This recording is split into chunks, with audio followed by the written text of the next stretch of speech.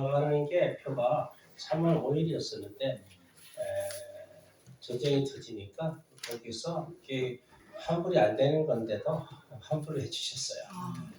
스위스 인터내셔널 에어라인에서 환불을 해주셔가지고 막상 환불을 받고 보니까 제가 미안한 기분이에요. 그래서 미국 교회들이 참 많이 환영해줬고 제가 뉴욕하고 워싱턴에서 진짜 생애 처음인데 진짜 사랑 많이 받고 왔습니다. 그리고 또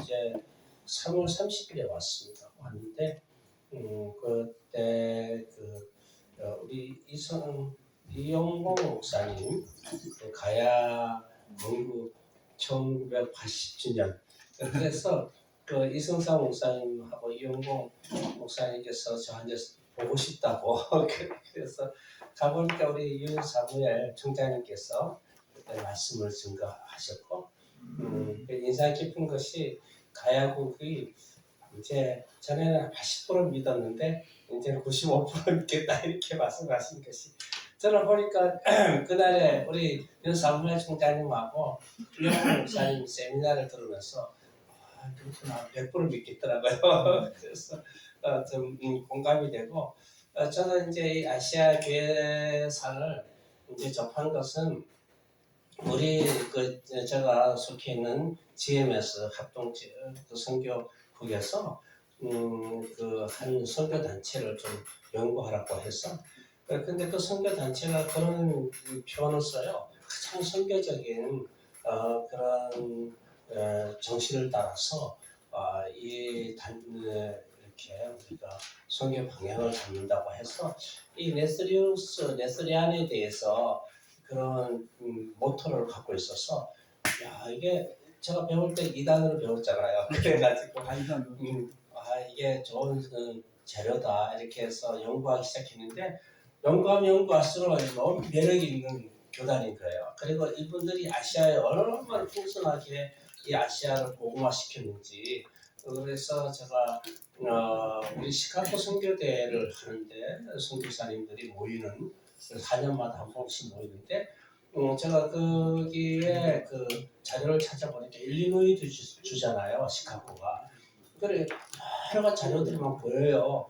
근데 그 히든 대학교 우리가 모였었는데 히든 대학교 도서관에 가니까 그걸 원하는 자료가 안 보여요. 그래서 자세히 보니까 빌리 그리한 도서관 옆에 있습니다. 따로 빌리 그리한 도서관에 가니까 그런 고수들이 많이 있는데 거기서 제가 원하는 자료들을 찾고 그래서 막 프린트를 하다 보니까 1500페이지까지 프린트를 해갖고 한 박스 있잖아요. 그걸 해갖고 일단 선교지 왔는데 뭐 주는 선물들을 하나도 못 가져왔고 그게 무게 차지 때문에 어쨌든 가져와서 우리 동기가 이제 신학교 교수님이니까 그래서 연구하게 되고 웨스트민스터 신학대학원대학교라고 한국에 거기서 THM, PhD를 이걸 가지고 연구를 했습니다. 연구하고 이걸 복음지 역사학회에다가 발표를 하는데 그때 자장 교수님이 조항하 박사님이시는데 가장 선교적이고 개혁적 교단이라고 이렇게 얘기하니까 아직 그렇게 논의는 아직 안 돼 있고 개혁은 루터가 했고 그리고 칼빈이 정립했지 이렇게 네스트리우스가 5세기에 이미 이렇게 한 것에 대해서는 아직 논의 중이라고 하시는 거예요.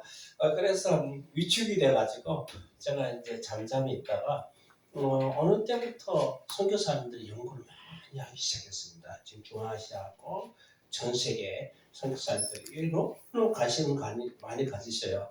우리 총장님께서 아마 선교지를 좀 다니셔야 할 것 같습니다. 강의하러. 그래서 여러분들도 많이 배우시는데 강사가 되셔가지고 우리 선교지에서 교수로 섬기면 참 좋겠고요. 이렇게 제가 책이 이게 논문집인데 이 책이 나와 있습니다. 여러분들이 인터넷으로 찾아서 서점에 가면 못 찾으시고요. 서점이 워낙 크니까 저 책이 존재감이 없어서 인터넷으로 살 수 있어요. 2만 원인데 인터넷에서 사면 한 18,000원 이렇게 여러분이 사볼 수 있고요. 그 다음에 이제 이거를 어떻게 누가 넘겨요? 그다음 넘겨주십시오. 한 번만 갈게요. 저거 넘겨요? 이거 이렇게 넘기면 됩니까?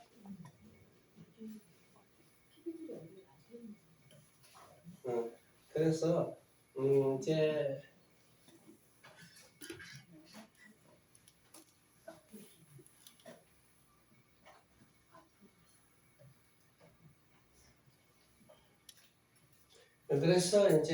우리가 복음이 사실은 로마로 통해서 바울이 그렇게 해서 유럽으로 전파되고 뭐 아메리카에서 백두 예루살렘이라고 이렇게 말씀하는 분들이 많이 있잖아요. 그 선교적인 운동 차원에서는 그렇게 하면 좋긴 좋은데 그게 아니고 우리가 바울만 복음이 전해진 것이 아니라 사도들이 사방팔방으로 퍼져서 복음을 전했다는 거. 그 베드로는 이제 안디옥 가서 결국 로마에서 순교하잖아요. 그리고 안드레는 우리가 지금 북방 지금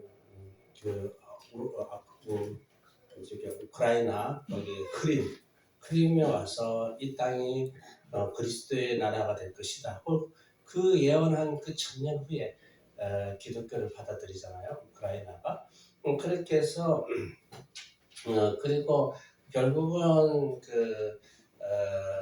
그리스 파트라스 와서 순교합니다. 안드레가. 그리고 도마도 우리가 도마를 지금 많이 해서 허황무가 분명히 예수를 믿는데 누군가가 전해줬을 거 아니에요. 인도에. 도마가 1차적으로 와서 허황무에게 복음을 전했고 허황무가 시집을 가야국이 42년도에 이제 건국했으니까 거기에 가야 김수로 왕에게 시집 와서 그래서 허황무를 통해서 가야국이 세계 최초로 복음화됐다 그렇게 했는데 제가 이제 공식적으로는 52년도에 아부가르 왕이 아파서 오스로노에라는 조그마한 나라인데 그 당시 로마의 속국이었습니다. 그래서 오스로노에의 아부가르 왕이 이제 도마를 통해서 도마의 제자 아다이 우리가 다데오라고 그러잖아요. 70인 중에 한 사람이 다데오. 그 다데오가 가서 치료해 주는 바람에 아부가르 왕과 그 모든 민족들이 다 예수를 믿었습니다.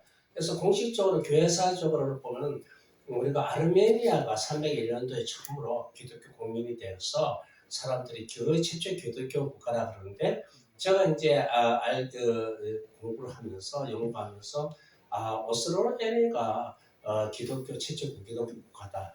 근데 이제 유럽의 학자들은 이것이 유럽의 최초의 기독교 국가라고 생각하는 거예요. 그런데 오스로에네가 어디 있냐면 지금 이란 쪽에 있단 말이에요. 그러니까 이건 말도 안 되는 자기들이 로마의 속국에 있는 나라니까 로마가 유럽이니까 그런 유럽의 최초 국가라 하는데 이런 것도 이게 굉장히 유럽의 사관으로 얘기하는 거예요. 그래서 또 틀린 말이고 그런데 이번에 이제 이용봉 목사님께서 그 1980주년 가야국 기념 예배를 드릴 때 가야국이 이제 42년도니까 10년 정도 앞선단 말이에요. 가야국이 최초 기독교 국가다 이렇게 말씀하시니까 제가 놀랐습니다. 그래서 참 한반도에 이렇게 세계 최초 기독교 국가가 세워졌다. 이 허황무를 통해서 도마가 이미 그때 복음을 전했고 도마가 이제 이렇게 한반도까지 왔다는 소리 이제 이게 육로로 왔잖아요. 그리고 다시 도마가 두 번째로 다시 인도에서 순교했다 이렇게 말이 되는 거예요. 그래서 제가 상당히 그다음 마가도 이집트까지 왔다가 이제 알렉산드리아에서 순교하고 그다음 마태도 그렇고요. 마태는 태국까지 왔단 말이에요. 태국 파타야까지 왔어요. 태국 파타야까지 왔는데 참 아름다운 땅이잖아요. 거기도. 그다음 시몬도 이게 아프리카 갔다가 다시 영국을 갔다가 이렇게. 그다음에 바돌로메도 그렇고. 그다음에 이제 도마가 그렇게 해서 카라미나에서 순교를 했잖아요. 카라미나에서 순교를 했는데 어쨌든 이게 우리가 성경에 보면 파르티아인들, 페르시아인들, 박트리아인들이잖아요. 그래서 이게 그 당시에 사산제국 옆에 박트리아가 있었어요. 박트리아는 지금 말하면 아프가니스탄, 그다음에 파키스탄, 인도 뭐 또 이런 지역이잖아요. 박트리아. 그리고 이제 중앙아시아도 좀 붙어 있고, 그러니까 지금 투르크메니스탄, 그다음에 이런 나라가 붙어 있잖아요. 그렇게 해서 또 사마르티아는 카스피아하고 흑해 그 사이에 지금 곡과 마곡이라고 칭해지는 곳에 그렇게 이미 그렇게 동화가 굉장히 활발하게 아시아 지역에 복음의 길이 났고요. 그 다음에 이제 최초에 이제 아시리아 아부가르 왕을 치료한 거 아다이 때 그렇게 얘기가 나오고요. 그 다음에 이제 그렇게 해서 오스로엔에 파송이 되어서 최초 기독교 국가를 이뤘고요. 여기 보면 오스로엔에가 여기 있잖아요. 오스로엔에 에데사. 그래서 이제 기독교인들이 에데사의 중심으로 해서 이 에데사가 아주 유명한 곳입니다. 그래서 여기가 에데사이고, 그 다음에 여기까지가 이제 그 당시에 로마고, 저도 이게 총장님처럼 이렇게 하겠습니다. 여기까지가 이제 에데사고, 그리고 여기 니시비시잖아요. 이 중요해요. 아디아베네라고. 여기 아르메니아 왕국, 기독교 왕국이잖아요. 기독교 왕국이 지금 조그만해졌지만은 이렇게 제국이 큰 기독교. 사실은 이 전체적으로 그 당시에는 기독교의 색채가 있었다, 이렇게 말할 수 있겠습니다. 그래서 오스로에네, 아디아베네 이렇게 해서 에데사, 니시비시 로 경계해서 여기는 이제 파르티안 제국이지만은 곧 이제 사산 제국이 되고, 그 다음에 오스로에네는 있고, 여기는 로마 제국이 되고, 속국들 있죠, 조그만 속국들. 그 다음에 이제 도마의 제자가 다데오라면은 다데오, 아다이. 그 다음에 아다이의 제자가 아가이 말이에요. 이 친구들도 이제 복음을 전했는데 그렇게 해서 이제 복음을 전했는데 바벨론 주변 나라, 바벨론 아시죠? 바벨론 이제 아브라함의 우루, 갈대아 우루, 거기가 바벨론이잖아요. 바벨론. 그리고 인도 국경까지, 그리고 아까 마곡 있잖아요. 카스피에, 그다음에 우크라이나 흑해 그 사이에 바벨론, 그 아르메니아인들, 아시리아인들에게 복음을 전했단 말이에요. 그다음에 이제 사산 왕조 때도 이제 박해가 심했습니다. 그래서 사산 왕조 4번에 거쳐서 박해가 심했는데 참으로 바라흐란 2세 때, 그다음에 사프로 2세 때 40년간 큰 박해가 있었어요.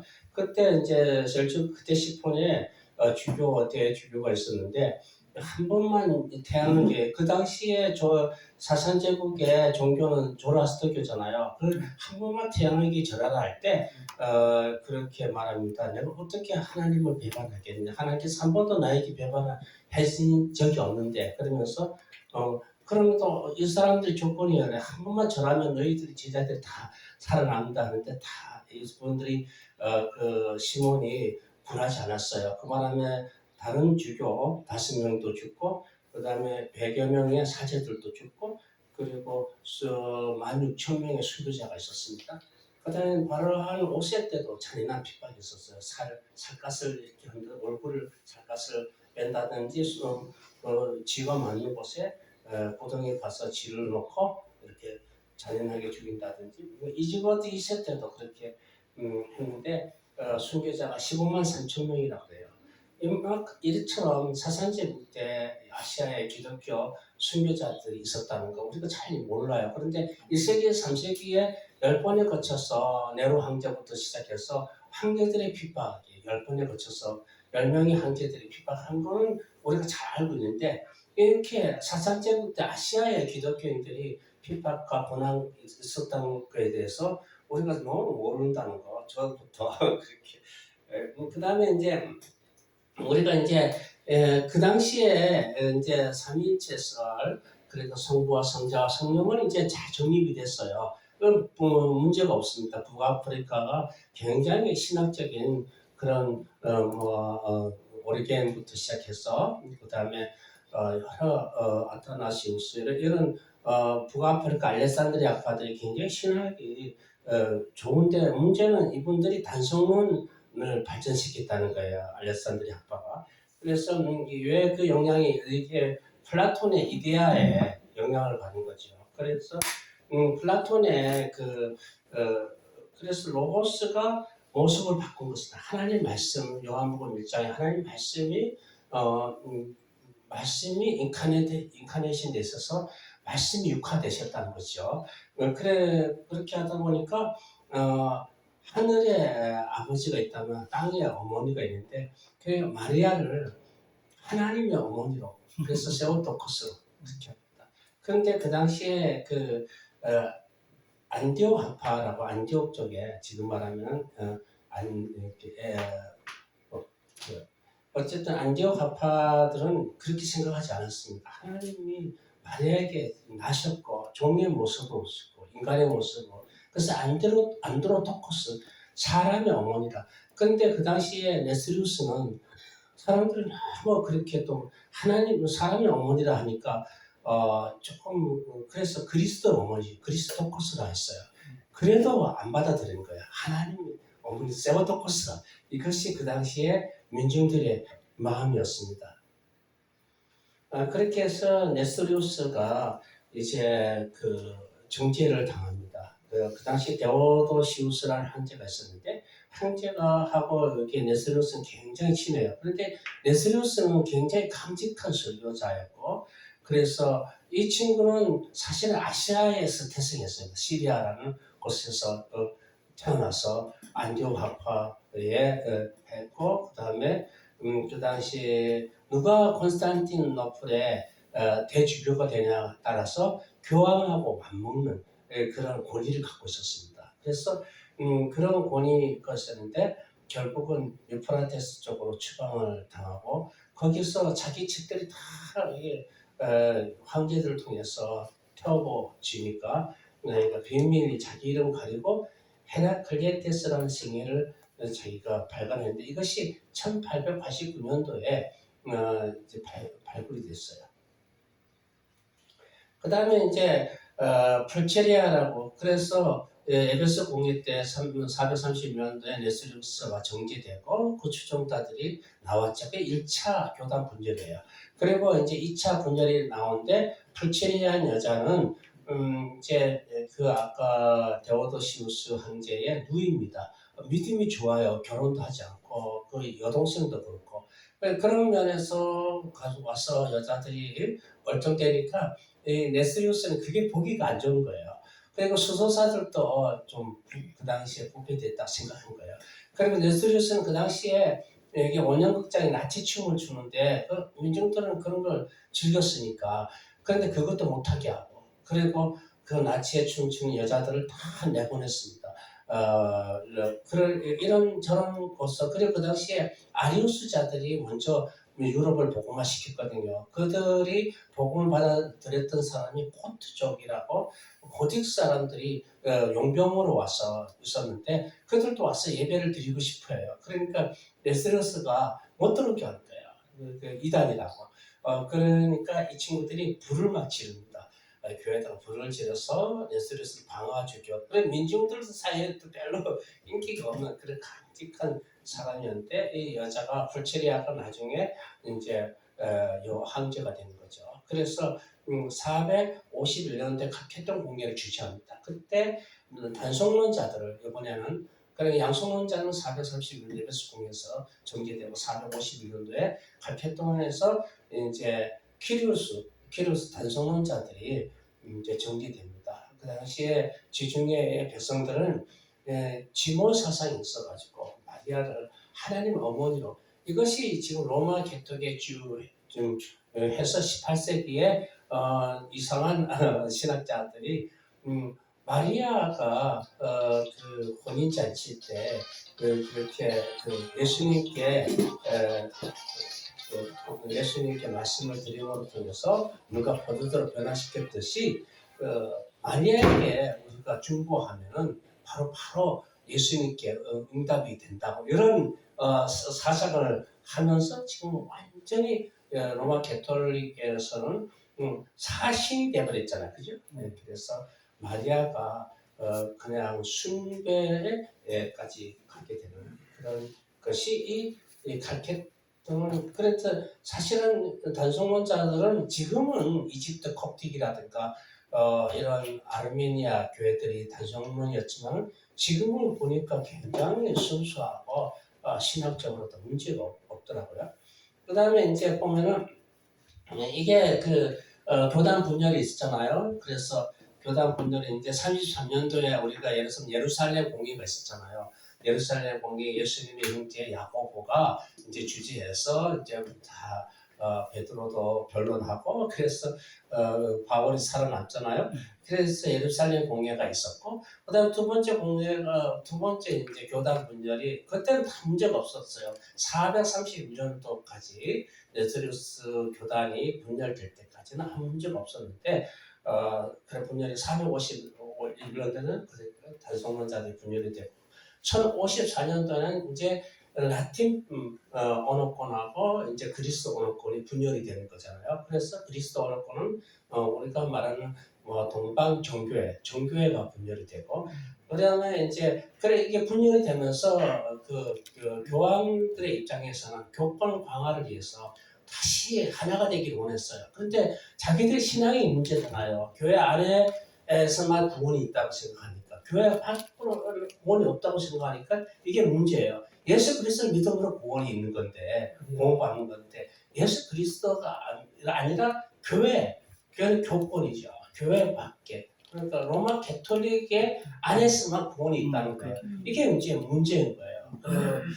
그러니까 문제고 그 다음에 이제 1517년에 루터가 종교 개혁을 하고 물론 그 전에 지빙글리자들 바로 개혁자들이 있었지만은 이제 결정적으로 루터 그다음 칼빈이 장로교를 만들고 또 이제 1534년도에 이게 국교회가 나오잖아요. 그래서 국교회, 앵글리칸 교회 그리고 이 친구들이 나중에 핍박을 많이 받아요. 그래서 이제 신대륙이 발전될 때 그렇게 미국으로 지금 브리탄으로 이제 도망가면서 미국을 복음화시키는데 결정적인 역할을 하죠. 그리고 1732년대 이제 독립교단 예를 들면 웨슬리의 감리교 이 친구들도 결국으로 가톨릭에서 나온 거잖아요. 그래서 웨슬리도 그리고 웨슬리에서 그 성결교회 감리교 성결교회에서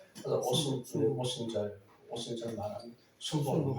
그래서 순복음에서 그것도 만족이 안 되니까 다른 카리스마티스라 은사주의 나오게 되고, 그래서 교단이 잠깐 분열이 되고, 그 다음에 침례교는 재침례파로 이렇게 하는데 사실은 재침례파는 알미니안주의거든요. 그런데 미국 간 침례교는 사실 어쩌면 거기서 태생한 침례교 같아요. 그러니까 칼비니즘이에요. 미국에는 칼비니즘. 그리고 여기 알미니안주의가 유럽에 해서 사실은 오늘날의 그 침례교가 제일 커요. 개신교 중에서 1억 2천이 되고 장로교는 4천 정도 됩니다. 그 다음에 이제 모든 공예는 교회들은 예루살렘 공예와 니케아 공예와 콘스탄티노플 공예를 다 인정해요. 그래서 우리가 성찬식을 예수 그리스도 임재로 생각하고 조금 다르지만 관점은 다르지만 또 유아세를 다 인정해요. 그래서 장로교회 같은 경우는 로마 가톨릭에서 유아세를 받으면 인정하는 거예요. 입교식만 하면 되잖아요. 그 다음에 이제 우리가 레스리안들의 그 3차 공예가 있었는데 거기에서 이제 그 로마 가톨릭하고 분리를 해요. 독립선언을 합니다. 아시아 교회가 독립선언하면서 기존에 있는 교회가 그러니까 도마를 통해서 제자 아다이 제자 마리 아가이를 통해서 복음화됐던 그 대자. 그래서 이게 중요해요. 아시아의 사도는 누구냐 할 때 도마와 아가이, 다데오, 그리고 그다음에 마리아하고 아가이다 이렇게 해요. 이 네 명의 그 사도라신도 되고요. 그다음에 성직적 혼인을 인정합니다. 그러면서 로마 캐톨릭과 점점 멀어지는 거죠. 그다음에 이제 또 헤프탈에게 복음이 전파됩니다. 헤프탈에게. 그래서 30년 동안 이 레스리안들이 가가지고 언어를 가르치고 농업을 가르치고 이렇게 해서 복음화되는데, 그래 헤프탈이 그 다음에 보면 헤프탈이 사산 제국, 여기 사사니드잖아요. 사사니고 로마 있고 사사니드고 그 옆에가 이제 헤프탈이에요. 헤프탈이면 지금 말하면 이제 아프가니스탄, 파키스탄 이런 땅이 사실은 크리스찬이 아주 강력한 이 네스리안들이 크리스찬들이 있고 우쪽으로 훈족들이잖아. 훈족들. 이 훈족들은 참 복음이 빨리 들어왔었습니다. 그리고 옆에 뭐 아바르족 유대인들의 종족인데 유대인들의 종족이라기보다는 유대교를 믿게 되는 거죠. 유대교하고 개신교하고 가서 쌍벽으로 가는 거죠. 그래서 말이 유대교지만 기독교적인 유대교. 그 다음에 알라닌들에게 이게 다 복음화되니까 불가리아 알라닌을 이런 아바르족 훈족들까지 저기 연연 이게 연연이잖아요. 연연 그리고 북이고 여기 고구려 위에 거란 있잖아요. 고구려. 근데 고구려에 복음이 안 들어갈 수가 없어요.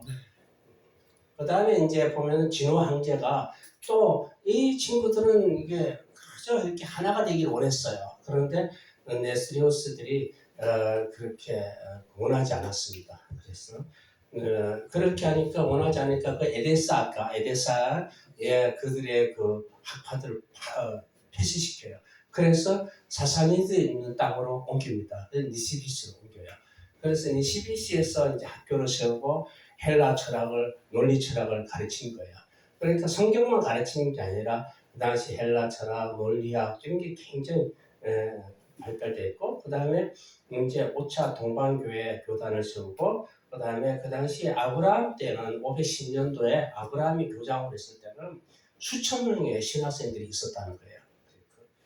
그 다음에 이제 보면은 우리가 아까 말씀드렸잖아요. 그 돌골 투르키스탄 제국이 굉장히 북방의 훈족 다음에 투르키스탄 제국이 전반적으로 큰 제국을 이뤘단 말이에요. 그런데 누구하고 친했냐면 고구려하고 친했습니다. 고구려하고 이게 벌써 투르키스탄 거기에 복음이 전해지는데 우리가 잘 아는 그 당시에 국제 상인들이 소프트 상인들이야. 그 사람들이 지금 말하면 아무다리아, 스르다리아 사이에 제랍센 강이 있는데 그 지금 사마르칸트 지역이죠.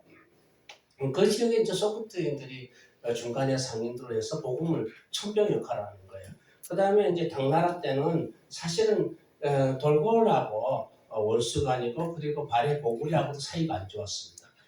그래서 당나라나 수나라나 어떻게든지 이 한반도를 지배하고 싶어 했습니다. 근데 겨우 성공을 고구려를 치면 밑에가 무너지는 건데 고구려 때 버텼잖아요. 지금 우크라이나가 버티듯이 버텼는데.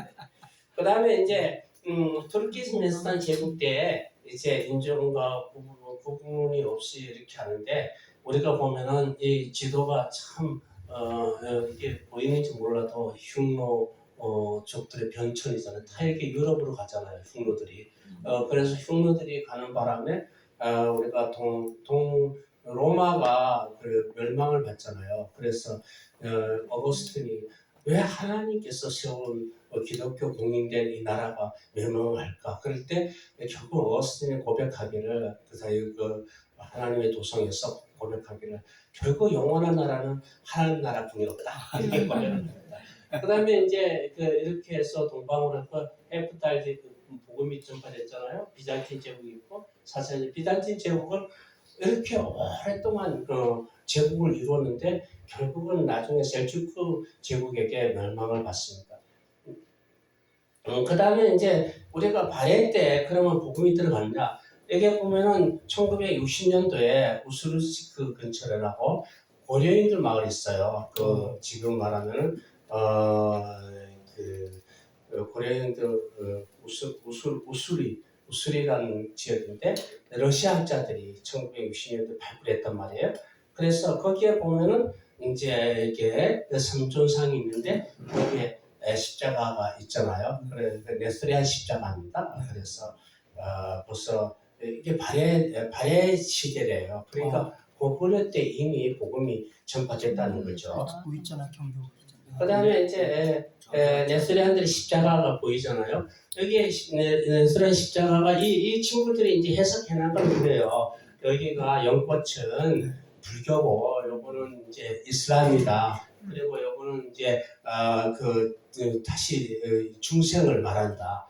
그러면서 이 종로나무는 그리고 이제 네스리안 십자가가만 부흥을 준다. 이렇게 불교를 누르고 이슬람을 눌러서 그 위에 기독교가 동방교회가 이렇게 부흥하고 있다 이런데 저는 이 부름을 아직까지는 이슬람이 왕성하게 잘 약해됐기 때문에 그 당시에 도교가 있었잖아요. 네. 도교는 구름이잖아요, 사실은. 네. 저는 해석을 그렇게 합니다. 도교가 실제적으로 도교가 그다음에 여기 불교보다는 유교가 아니겠나, 공자. 그다음에 이게 도자 어쨌든 도교 노자잖아요. 그래 이게 얘들 유교와 그다음 도교를 누르고 저렇게 했다 이렇게 저는 생각을 해볼 수 있겠습니다. 그렇게 해서 이게 네스리안들의 십자가는 사방팔방 크기 같아요. 예, 같고 또 조금 더 정교한 거는 그 십자가의 그 모양이 그 이제 나무 이파리처럼 이렇게 해서 성부와 성자 성령을 이렇게 있습니다. 그다음에 넘겨주시면 그다음에 이제 사사기 제국 때 가장 기독교가 부흥할 때가 있었습니다. 아까도 말씀 사사기 제국 때 핍박이 있었잖아요. 448년도까지 핍박이 있었어요. 그 이후로는 정치력을 사사기 제국에는 네스리안들이 정치력을 발휘해서 좋은 사람들이 많이 있었어요. 그래서 교황도 해봤던 경험이 있는 사람이 와가지고 이렇게 정치력을 잘 발휘해서 사사기 초스로에서 있을 때 이때 가장 사사기 제국이 부흥할 때고 그리고 기독교도 부흥할 때인데 왕후가 예수 믿고 왕후의 아들도 아들 야노사 그 자도고 그리고 개인 의사도 네스리안이었습니다. 이때 이제 알라본을 이제 당나라에 보낸 좋은 때였습니다. 인도에도 대주교를 쓰고요. 그 다음에 이제 당나라 때 이연하고 이세민이 당에 그래서 우리가 당에 당태종이라든가 태조 이연이라든가 이세민 이런 당태종 이런 사람들 어머니가 예수를 믿었다는 거예요. 그 전에 이미 당에 알라본이 오기 전에 예수를 믿었는데 이 어머니는 선비 탁발부 계통에 있는 경교인 타부가추라고 이게 기독교인들의 명칭입니다. 타부가추. 그래서 그렇게 해서 516국이 있잖아요. 그때 516국 시대 때 여기 보면은 이제 516국에 부기가 있잖아요. 얘는 이제 부기는 516국이 안 들어가는데 여기 흉노, 갈 이런 강조 이런 게 이제 선비, 흉노, 갈, 강조 이거는 5라고 그러거든요. 이 선비의 탁발부 모형부가 있고 탁발부인데 이 탁발부 보세요. 한반도 고구려하고 가깝잖아요. 그래서 이미 이연의 어머니가 예수를 믿었다. 그 다음 넘겨 주시면은 그래서 당태종은 그 당시에 자기를 지키기 위해서 자기 아버지부터 다 죽이는 거예요. 자기 형제들도 다 죽이는데 마음에 미안함이 있고 회개한 마음이 있어서 그 당시에 도교를 했지만 불교가 들어오면서 불교를 많이 10년 동안 핍박을 합니다. 그 이후에 불교 포용 정치를 하면서 불교를 놔주면서 기독교를 받아들여요. 그래서 학자들은 그래요. 10년만 이렇게 이전에 교회가 들어왔더라면은 교회가 견디지 못했을 것이다. 그래 말을 할 정도로 이렇게 당태종이 포용 문화 정치였습니다. 이때 이제 알라본이 들어올 때가 530권의 책을 가지고 들어오는데요. 이걸 번역하게 해요. 장안의 도서관에다가. 그리고 이제 그때가 신라 성결왕 때고 고구려 영유왕 때고 백제는 우왕 때입니다. 그래서 그런데 이제 당태종은 이제 그 고구려를 침략하기를 원했지만은 그 실패를 해요. 그 다음에 이제 3대 고종인데 이제 그 고종 때도 이제 고종 때 이제 나당이 신라하고 연합을 하잖아요. 그러면서 한반도에 고구려가 멸망을 받게 되는 그런 계기가 됩니다. 그렇지만은 고종은 이 기독교를 자기의 그 전국 10도 358주의 종교 사원을 이렇게 세우고 알라본을 전국 대법주로 세웁니다.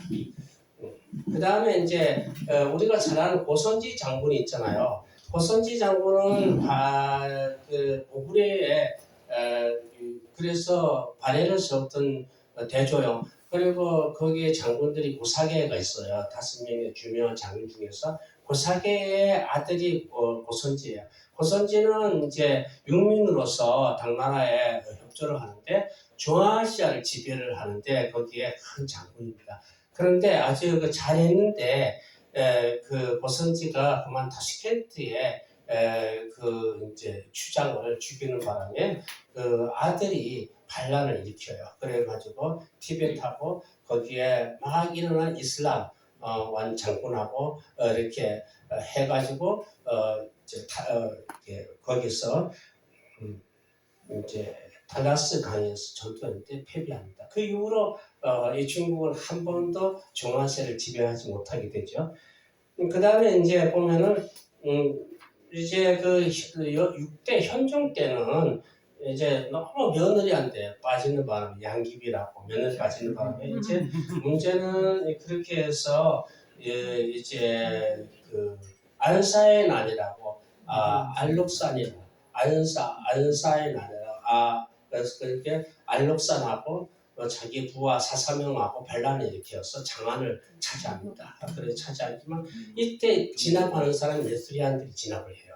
이사하고 그 다음에 이사라는 그런 각자의 두 사람이 이제 반란을 진압을 합니다. 그래서 네스리안들이 그때 이제 경교를 세우게 되고요. 경교비 대진 경교 유해 중급이라는 걸 세웁니다. 그때 750을 그때 불국사를 세울 때 이게 불국사 경리에서 김양성 박사님이 1956년도에 이분의 자료들을 사실은 제가 영문으로 찾은 거예요. 그 빌그란 도서관에서 이분이 얼마나 그 기독교에 대해서 발굴하고 그렇게 했는지 김양성 목사님께서 그래 했는지 우리는 모르잖아요. 너무 무식한 거예요 우리가.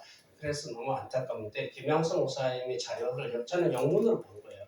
보니까 이분이 동십자가하고 예수의 그 마리아 소상, 예수님을 아는 마리아 소상 이런 것이 지금 20대 기독교 박물관에 있대요. 저는 아직 안 가봤는데 너무 죄송해요. 선교사다 보니까 한국에 들어오면 선교 보고 가기 바쁘고 그래서 들어가기 바쁘잖아요. 그러다 보니까 근데 이번에 우크라이나가 전쟁 중이니까 여러분 앞에 섰습니다. 너무 감사하죠. 만약에 우크라이나가 전쟁이 안 일어났으면 저 여기 못 있고 또 나가야 하잖아요. 감히 어떻게 선교사가 한국에 머물 수 있겠어요. 폰 다 끊어지게. 그래서 대진경도 유행 중급비에 보면은 이게 150년간의 기독교의 부흥의 역사를 그린 겁니다. 그런데 이제 그때의 마지막에 이제 항소의 난이 있었는데 항소의 난 때 외래 종교를 다 핍박합니다. 그래서 100만 명 넘게 죽입니다. 그때 경교도 그리고 이슬람도 불교도 우리가 알기로는 불교가 뭐 그 당나라 때 무슨 거기에 국교인 줄 알아요. 아니 그때는 당나라 때는 국교는 도교예요. 그것도 불교도 외래 종교예요. 그럼 왜 그런 불교가 당나라 이후에 살아남았냐? 풀뿌리에 민중들에게 신비주의로 남아있는 겁니다. 우리가 종교는 있잖아요. 우리가 기독교 고등 종교지만은 그러나 이게 민중들에게는 샤머니즘적으로 남아야지 이게 커지는 거예요. 그러면 지금 오늘날 우리가 세계 복고마에 제일 부흥하는 데가 어디예요? 남미잖아요. 그 아프리카에. 그거 보면 다 샤머니즘적이거든. 교회는 부흥하는 방법은 그러면 한국 교회가 어떻게 부흥하냐? 우리 굉장히 샤머니즘적이었거든. 그렇죠. 목의 신앙. 그래서 조영기 목사님을 비롯해서 이제 그런 운동이 일어난 거예요. 그래서 복받기 위해서라도 종교를 막 믿은 거예요. 근데 오늘날 이제 20대, 30대 그럼 얘 안 믿냐? 그러면 얘 캠퍼스가 3%의 고구마가 이제 우리가 이제 선교지가 됐냐? 그것은 먹고 사는 게 풍족하거든. 우리 아이들은 먹는 데는 구해. 아프리카에 지금 굶어 죽는 아이들이 왜 죽는지를 모르는 거예요. 이상한 거예요. 야, 라면 갖다 주면 되지. 뭐 이렇게 생각하는 거예요, 애들이. 그러니 전혀 배고파 적이 없는 그 아이들한테 이게 복음이 안 들어가는 거예요. 왜 예수를 믿어? 안 필요한 겁니다. 필요하잖아요. 그 필요 없는 것을 비종교인이라고 해요. 거기서 발전되면은 무신론자가 돼요. 예, 그래 비종교인, 무신론자. 그 다음에 이제 대중경교 유행 중국비 나타나는 것들을 보면은 목탁을 이렇게 두드렸잖아요. 이게 넓적한 걸로 두드립니다. 이게 은혜의 소식을 널치는 그래서 예배 시간에 이제 입장하잖아요. 입장할 때 이렇게 목탁을 두드립니다. 한번 해보세요. 이걸 발전해서 이게 목탁이 된 거예요. 그게 불교가 아닙니다. 우리 거네. 이게 말도 안 돼. 불상도 이게 헬라 사람들이잖아요. 네네. 곱슬곱슬한 헬라 사람. 그러네. 그것도 다 기독교 문명에서 나온 거잖아요. 다 기독교 거예요. 그들이 어디서 나옵니까? 종교라는 게 모방이거든요. 원불교 이런 거 원불교 다 기독교적이에요. 그러니까 뭐 아닌 것이 기독교적이지 않는 거 없어요. 왜 여러분들이 동방의 그런 기독교가 뭐냐 옷을 입고 제복 입은 사람들 보세요.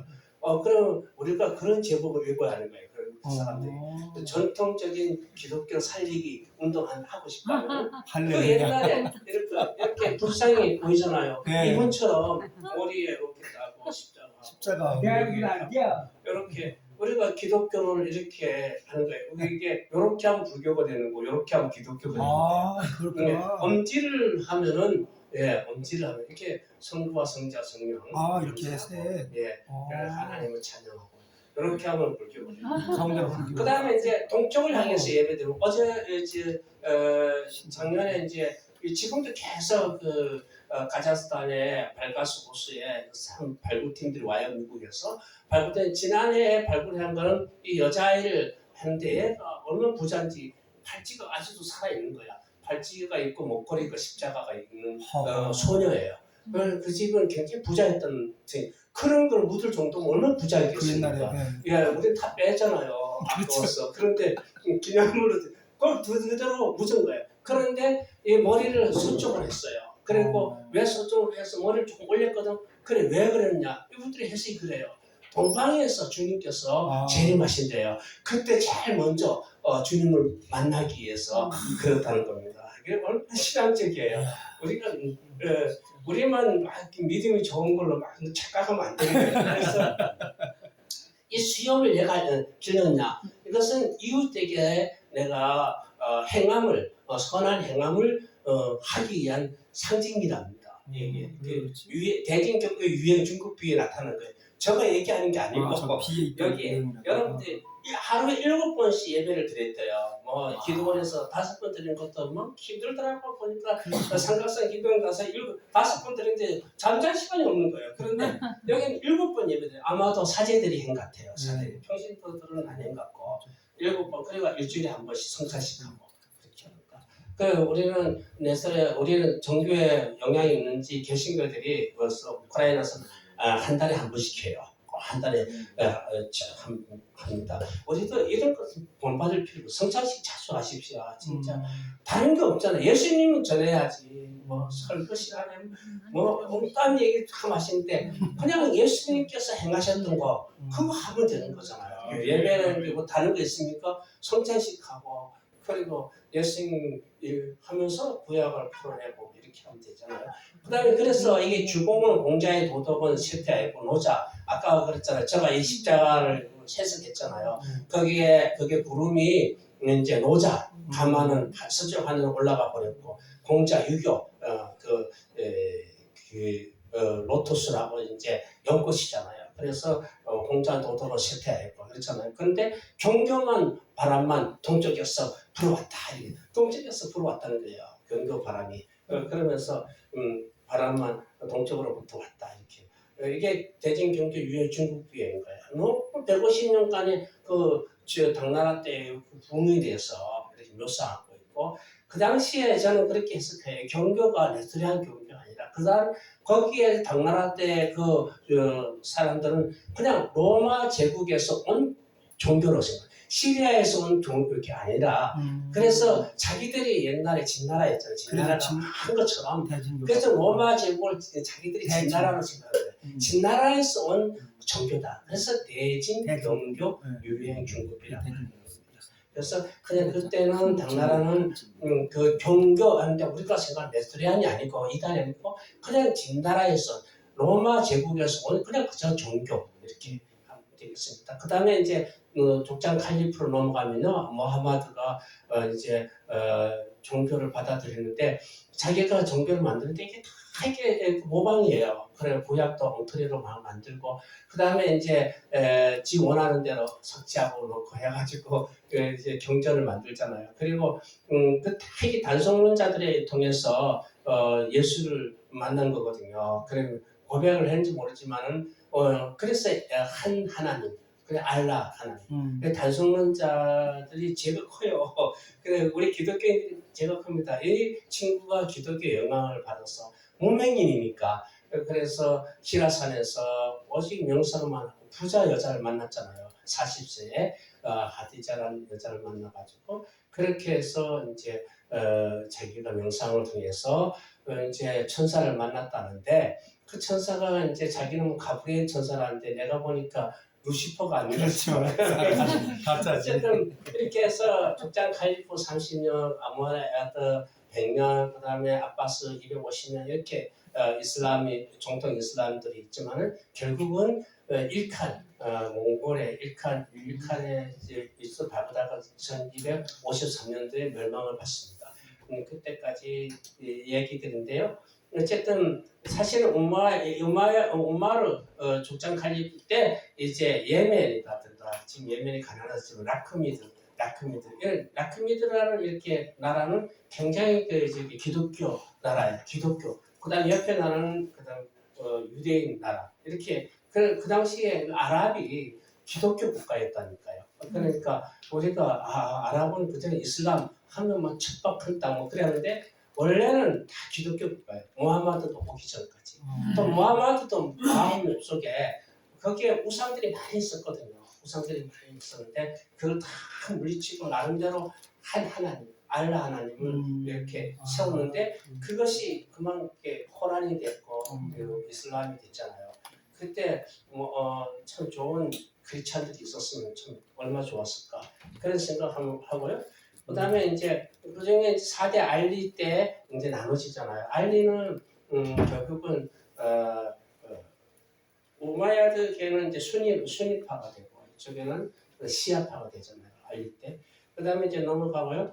그 다음에 이제 우마야드 때 이제 다시 정복을 해서 다마스커스. 그래서 우마야드 때가 가장 많이 정복을 하죠. 스페인까지 정복하고 아바스 때는 오히려 축소되잖아요. 그 다음에 우리가 참 중요한 게 그 손자 다마스커스 요한이라고 있는데 다마스커스 요한이 진짜 그 유명한 사람이에요. 이 사람이 유럽의 그 종교를 이렇게 하는데 큰 역할을 합니다.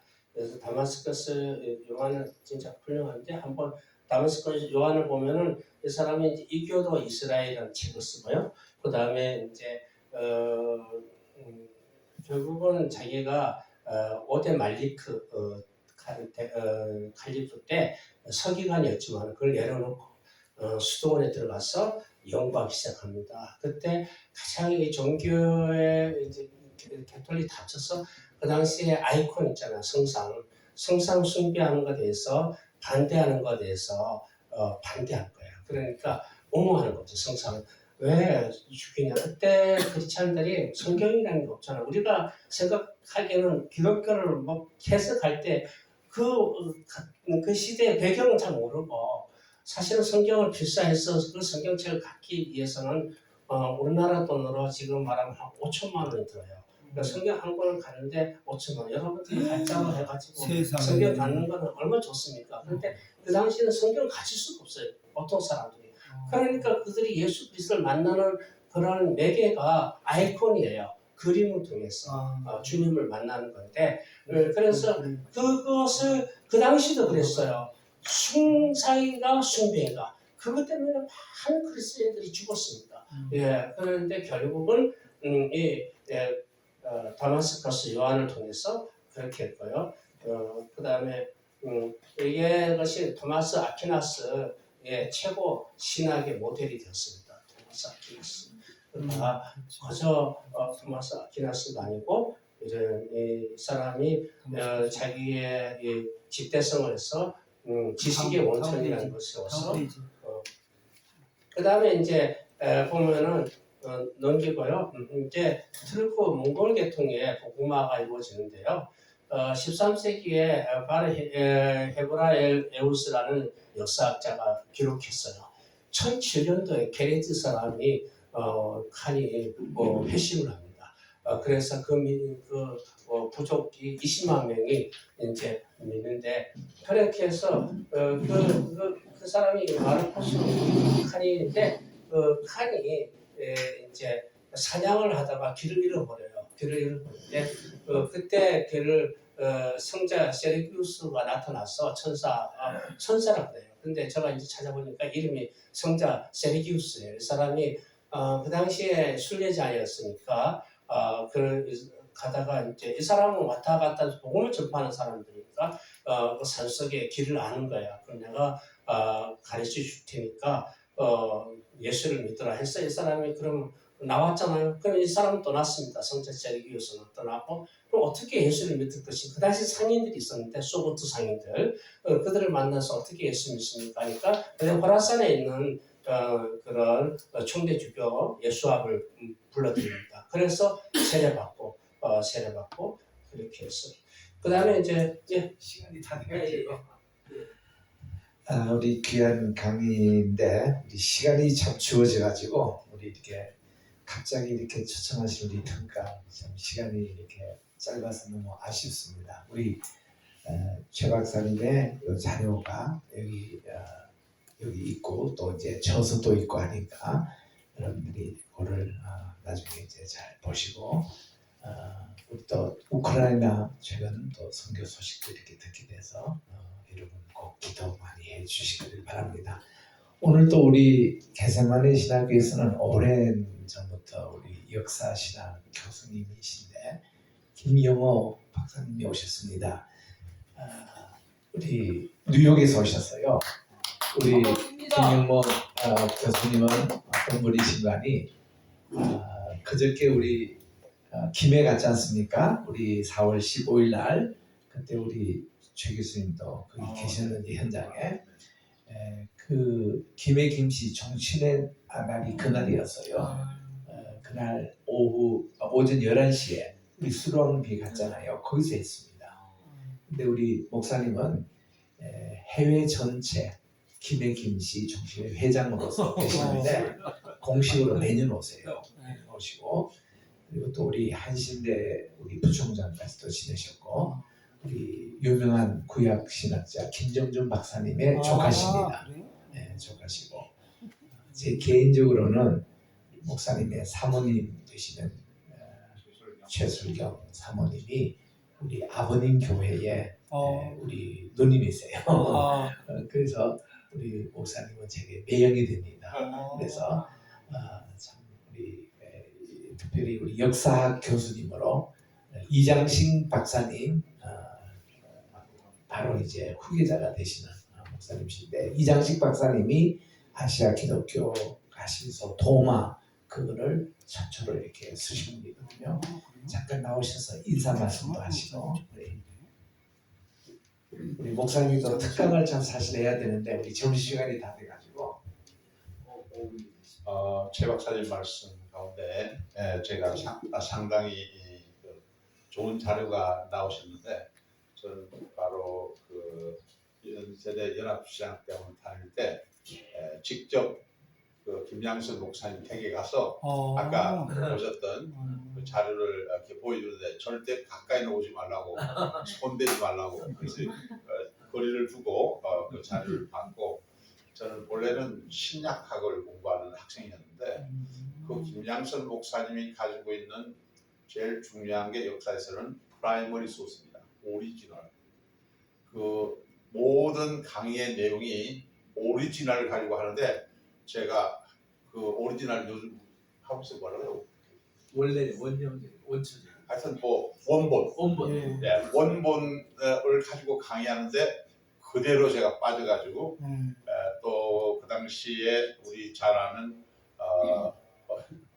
백낙준 박사님이 강의를 하셨는데 이분은 한국 교회사의 1호 1928년도에 선교사님들의 또 오리지널을 가지고 교회사를 쓰신 분이고 그 이후에 나오신 많은 교회사분들은 백낙준 박사가 오리지널을 가지고 써놓은 그 책의 근간 세컨다리를 가지고 쓰신 분들로 있는데 그때 제가 강의를 또 들었어요. 그 다음에 역사에서는 중요한 것은 역사에 대한 이해입니다. 역사를 저는 스토리로만 생각했어요. 그리고 연대표로만 생각했어요. 그러면 어떤 역사책이라도 하나만 있으면 되지 뭐 틀에 역사 시간을 들어야 되느냐 했는데 그게 아니었어요. 역사라고 하는 것은 이제 그 당시에 가장 요즘도 많이 팔리지만은 What is History라는 예치카의 책에 근거해서 보니까 사실이라는 거, 팩트라는 거 중요한데요. 팩트를 누가 만들었느냐에 따라서 전혀 다릅니다. 그러니까 팩트를 아마 무덤에 있는 것은 진짜겠지. 묘비에 있는 것은 진짜겠지. 하지만요. 묘비에 써진 그 내용은 아무도 본인이 정확하게 검사를 받아서 쓴 게 아니에요. 그 묘비에 써진 거는 그 사람을 그리고 좋아하는 사람들이 좋게 만들어준 거예요. 그러니까 그 묘비에 있다고 해서 그 사람의 생애가 아니에요. 그리고 지금 미국에서는 놀랍게도요. 많은 동상들이 200개 넘는 동상이 다 끄집어 내려졌어요. 콜럼버스까지 끄집어 내려졌어요. 그 당시에는 백인들이 다 세운 거예요. 백인들이 세울 때는 백인이 위대하죠. 지금은 백인 시대가 아니에요. 지금은 객관적인 시대이기 때문에 백인들이 흑인들을 노예로 잡아왔고 노예를 팔아먹은 사람들에 대해서 왜 동상이 세우느냐 다 끄집어 내려졌어요. 그러니까 사실이 200년 전하고 지금하고 차이가 있는 거예요. 그래서 뭐냐면 역사적인 관점이 바뀌기 때문인데 역사는 과거에 대한 것도 되지만은 현재 우리가 어떻게 보느냐. 그리고 더 중요한 것은 앞으로 이 역사를 현재 우리 사람이 보았을 때 과연 좋을 건가. 저도 저희 사람 살아있을 때 말할 때 굉장히 조심하거든요. 내가 현재 생각되는 우리 사람의 약점을 얘기하면 그 사실이 맞긴 맞지만은 요 다음 점심시간에 식사가 어떻게 될 건가 생각하니까 미래를 생각하니까 그거 함부로 말 못하는 거예요. 내가 부인과 혹은 자식과 더 이상 인연을 갖지 않겠다 그러면 무슨 말인지 못하겠어요. 그러나 대부분 우리 어머니들이 굉장히 현명하신데 자녀들과 말할 때는 그 자녀의 장래를 생각해서 굉장히 조심하고 덮어주고 그래요. 그런데 배우자에 대해서는 현재적으로 하는 게 아니라 과거의 거를 다 들춰가지고 과거의 거 처음부터 끝까지 쌓으면 새까맣지 않은 사람은 아무도 없어요. 그러니까 남편들이 굉장히 괴로운데 그러나 우리 현명한 남편들은 과거의 것만 보고 있는 그게 다행이지 현재 거하고 미래 거하고 못하면 더 죄가 많아요. 그죠?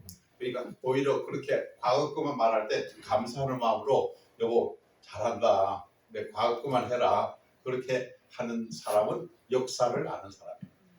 다른 말로 하면 역사는 과거와 현재뿐만 아니라 미래라는 세 가지 삼각 통로를 통해서 내가 가지고 있는 주관을 보태서 하는데 히스토리의 가장 중요한 것은 HIS 하고 나오죠. 이거 쓸수 있나? 네. 오케이. 여기 스토리가 있고 이거는 그냥 아무나 할 수 있는 거예요.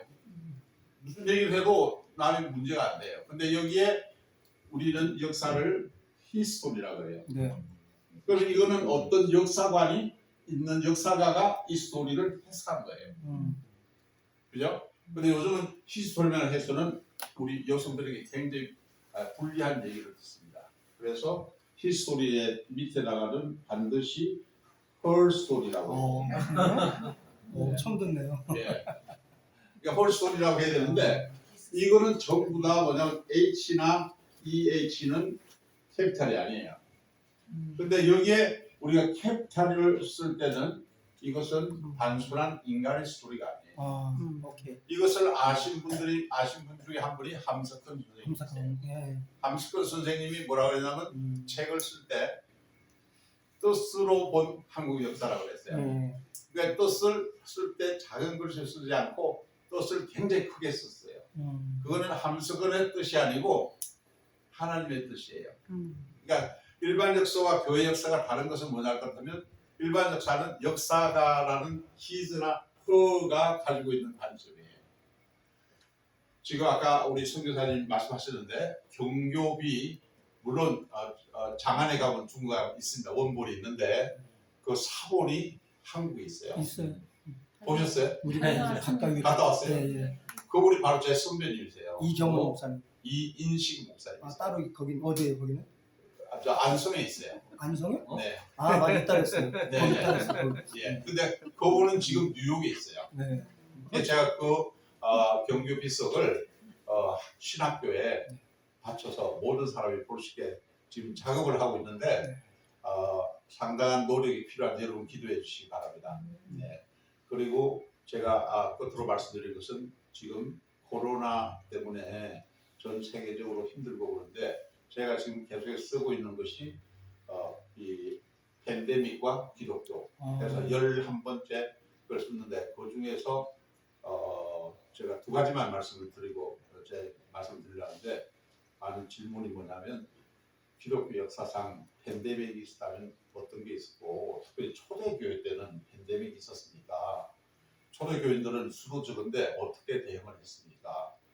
그렇게 질문을 하는데 제가 1968년도부터 23세로 석사학위를 받고 신학교 교수로서 이렇게 강의를 하면서 한 번도 역사 시간에 팬데믹 전염병과 관련해서 자료도 본 일도 없고 그에 대한 질문도 없었어요. 근데 이게 이번에 와보니까 너무 심각하니까 질문이 생겼는데 간단히 말씀드리면 있었습니다. 초대교회 때는 2번 있었습니다. 165년에서 놀라지 마세요. 168년이 아니에요. 180년. 그럼 몇 년이? 165에서 165년에서 180년. 15년간. 네, 15년간 팬데믹이 있었어요. 어떻게 살았어? 지금 3년 정도 됐는데 지금 우리가 못 살잖아요. 근데 이때는 의료진이나 모든 정보가 부족한 시대이기 때문에 현재 통계로는 3분의 1이 인류의 3분의 1이 다 사망했다고 나와 있습니다. 현재요? 아니에요. 그 165년에서 180년 사이에 세계 인구가 현재 여러 가지 수사를 하지만은 7,500만에서 1억 정도가 당시의 인구였다고 보면 1억으로 보면 뭐예요? 3천. 네, 그 3분의 1이면요 3,333만이 생명을 잃었다는 게 되는데 거기에도 놀랍게도 역현상이 있습니다. 팬데믹 때문에 인류는 많은 평범한 사람들은 생명을 잃었지만 거기에 기독교인 수는 3,000배가 늘었다는 자료도 있고 300배에서 3,000배가 늘었다는 자료가 나오고 있습니다. 그 원인이 뭐냐? 그걸 그대로 적용하려면 지금 현재 기독교가 전 세계 몇 %라고 그랬죠? 잘 모르세요? 쉽게 얘기하면 한 30% 된다고 보면 되는데 약 21억이에요. 그런데 21억에 3,100이 되면 어떻게 되겠어요? 기독교 뭐 후손까지 다 기독교인이 돼야 되는데 죄송하지만은 어느 나라에 따라서 다르겠지만은 지금 기독교가 이 팬데믹 때문에 기독교가 인수가 줄었다는 자료가 별로 보이지 않습니다. 대부분 나라에서 미국도 마찬가지고 기독교인들 때문에 팬데믹이 더 번지고 있다. 그렇게 하고 팬데믹이 번지는 동안에 기독교인은 한계 없을 뿐만 아니라 오히려 팬데믹이 더 번져서 많은 생명을 잃게 만들었다는 자료가 나오는데 여기에 초대교회는 뭘 했길래 하는 질문이 나오는 거예요. 기독교는 여기에 180년에 여기 로마의 왕이 누구죠? 로마의 왕 누구세요? 철학자, 명상가 마커스 올릴리어스. 근데 이 사람도 기독교를 엄청나게 박해했어요. 왜냐하면 기독교는 무식하니까. 기독교는 또 뭐예요? 신이 몇 개 있어요? 기독교는 신이 율신이에요. 맞아요. 예, 로마는 신이 얼마예요? 로마 가봤죠? 그 신을 모시고 있는 전 이름이 뭐예요? 만신전. 전부 예. 시사니까. 만신전인데 전염병이 돌게 되면 겁나죠. 자기도 옮으니까 자연히 누구나 어느 시대나 피하게 돼요. 피하게 될 때 자식이나 부모가 있어도 자식이 괜찮으면 자녀 부모를 두고 그냥 가버려요. 죽었으면 시체를 길바닥에만 내놓고 그냥 가버려요. 그러면 밤이 되면 여러분 지금 낮에도 마스크를 하고 있는데 밤이 되면 복면을 한 검은 옷을 입은 사람들이 나와가지고 그 길바닥에 있는 시체를 제대로 묻어주고 버려져 있는 나이 많은 사람이나 어린이들에게 먹을 것을 주었어요. 근데 그게 한 달이 아니고 1년이 아니고 15년간 계속 되었어요. 마지막으로 이 사람들이 시민들뿐만 아니라 역사가 왕 또 지방 장관들이 많은 자료를 내려놨는데 그 자료의 공통점은 뭐냐면 10,000개가 넘는 로마의 신들은 우리가 가장 어렵고 생명의 위협을 받고 생명을 잃어버릴 때도 침묵. 아무런 도움이 안 됐어요. 근데 한 신 하나밖에 없는 기독교인들은 우리를 도와줬어요. 맞아요. 할렐루야. 뿐만 아니라 그들은 자기 교인도 아닌데 이건 이방인들인데도 불구하고 자기 교인처럼 돌봐주는 참된 사랑을 실천했어요. 근데 이게 지나가다가 돈 내푼 준 게 아니라 자기도 생명을 잃을 뻔했는데 기독교인 때문에 자기 아버지와 자기 자식을 버리고 왔는데 버려온 그 자식을 이 기독교인이 찾아가서 불같다. 네, 그렇게 구해준 내용을 보면서 이 종교는 참 종교예요. 이들이 믿고 있는 율신만이 살아있는 하나님. 하나님이다. 그렇게 생각하니까 기독교인이 번졌는데 가만있어. 한 번이 아니고 그 다음에 또 초대교회에서는 한 번도 왔는데 이게 언제냐면 249년이에요. 249년에서 263년이니까 이것도 몇 년이에요? 이것도 하면 몇 년이죠? 네, 14년이에요.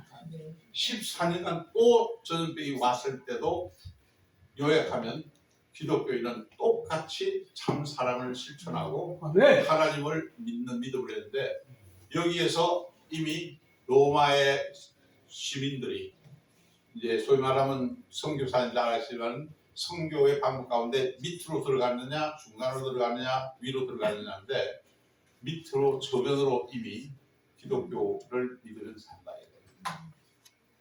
이런 패턴이 언제 우리나라에 왔냐면 1895년도에 콜레라가 들어왔어요.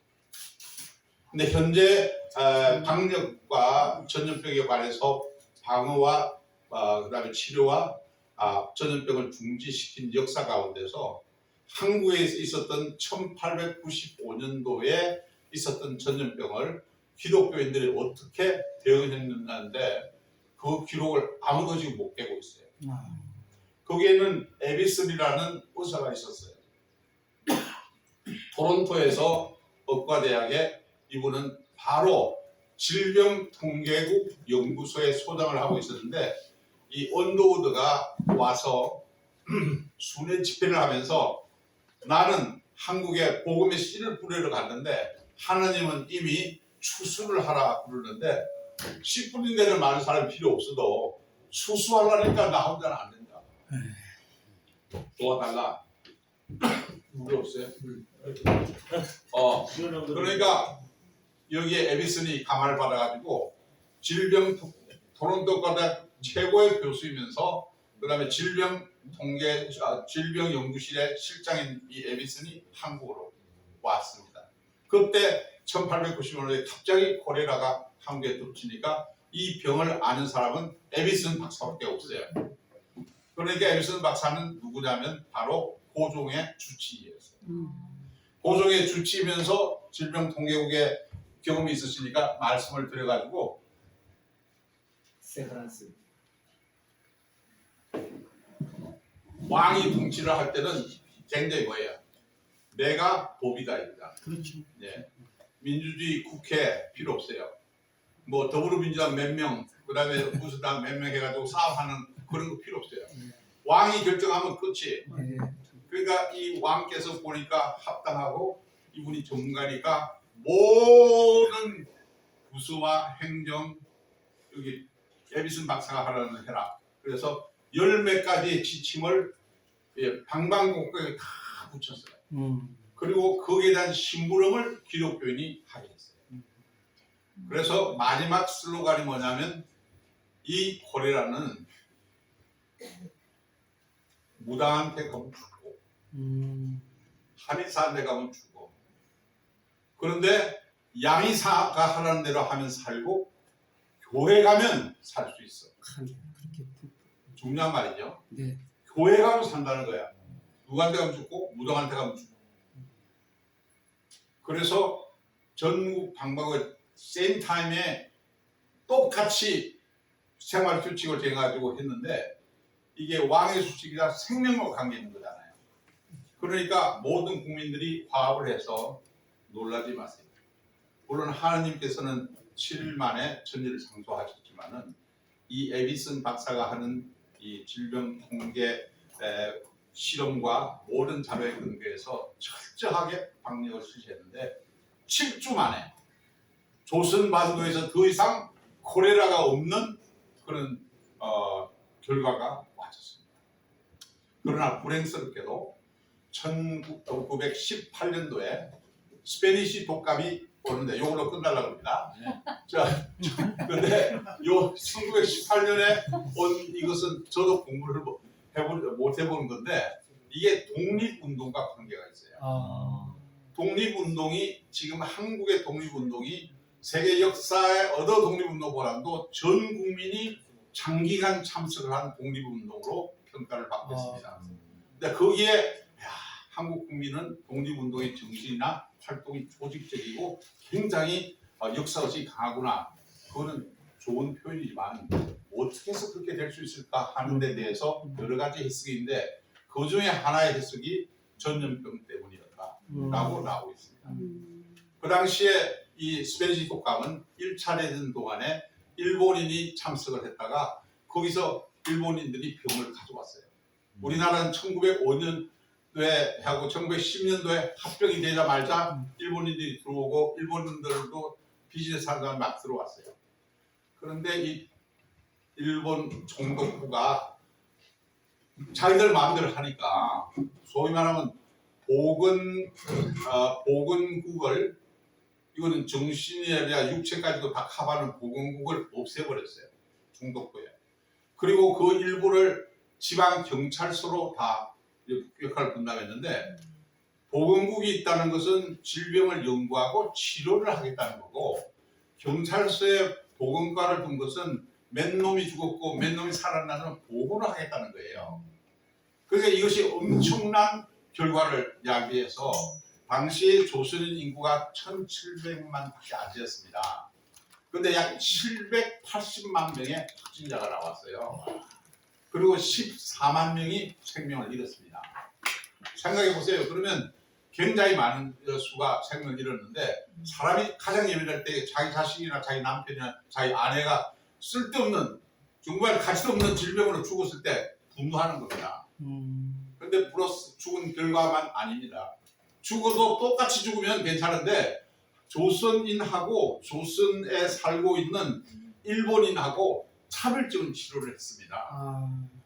그러니까 이것은 한 곳이 아니고 일본 총독부의 정책이기 때문에 전국적으로 똑같이 조선인들에게 악감정을 나쁜 감정을 줄 수 있는 아주 공통분모를 만들어놨고 이것이 결국 고종이 세상을 떠나자 독립운동의 깃발을 들 때 그래 맞아 일본은 모두 우리가 독립해야 돼. 안 그러면 우리가 살 수가 없어. 그런 배경을 가지고 있기 때문에 독립운동, 3.1운동이 약 5개월에서 6개월 동안 전국적으로 똑같이 지속될 수 있을 때는 전염병이 똑같이 돌면서 일본인 정부가 차별 대우를 했던 거기에 기인했다는 자료가 상당히 근거가 있습니다. 그래서 전염병과 기독교와의 관계에 있어서 우리가 가장 알잖아요. 가장 어려울 때 어떻게 했느냐가 참 친구가 아닌가를 아는 것처럼 지금 우리 현대 상황에서도 가장 어려울 때인데 이때 내 가정에서 내 주위에서 우리 교회가 뭘 해야 될 건가를 다시 한번 돌아보시길 바라고 저는 이렇게 남기를 놓겠습니다. 수고하셨습니다. 미국에 가신 지 40년이 넘으세요. 와. 그리고 아주 교회사 문제는 아주 대가십니다. 우리 뉴욕 한인회에서 사무총장으로부터 시작하시면서 한국에 날 때 꽃차를 20대 이상 그 맨하탄에 이렇게 이야. 브레이드를 시작하신 장본인이시고 전술과 같은 존재입니다. 근데 또 이렇게 팬데믹에 대해서 이렇게 또 이런 깊은 연구